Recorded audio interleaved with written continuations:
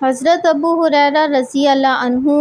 اور حضرت ابو سعید رضی اللہ عنہ دونوں حضرات اس کی گواہی دیتے ہیں کہ ہم نے حضور صلی اللہ علیہ وآلہ وسلم سے سنا اور ارشاد فرماتے تھے،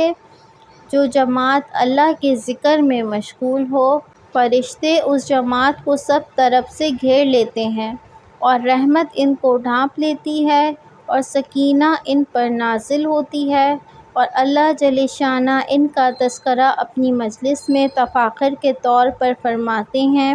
حضرت ابو ذر رضی اللہ عنہ نبی اکرم صلی اللہ علیہ وآلہ وسلم کا ارشاد نقل کرتے ہیں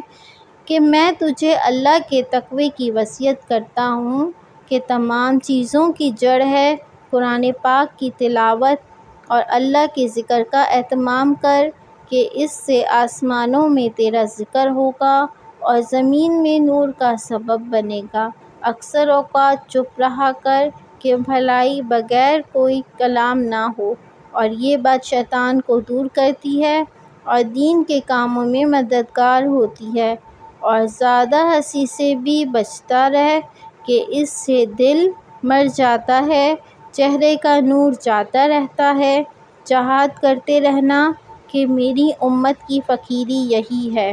مسکینوں سے محبت رکھنا، ان کے پاس اکثر بیٹھتے رہنا، اور اپنے سے کم حیثیت لوگوں پر نگاہ رکھنا اور اپنے سے اونچے لوگوں پر نگاہ نہ کرنا، کہ اس سے اللہ کی ان نعمتوں کی ناقدری پیدا ہوتی ہے جو اللہ نے تجھے عطا فرمائی ہیں۔ قرابت والوں سے تعلق جوڑنے کی فکر رکھنا، وہ اگرچہ تجھ سے تعلق توڑیں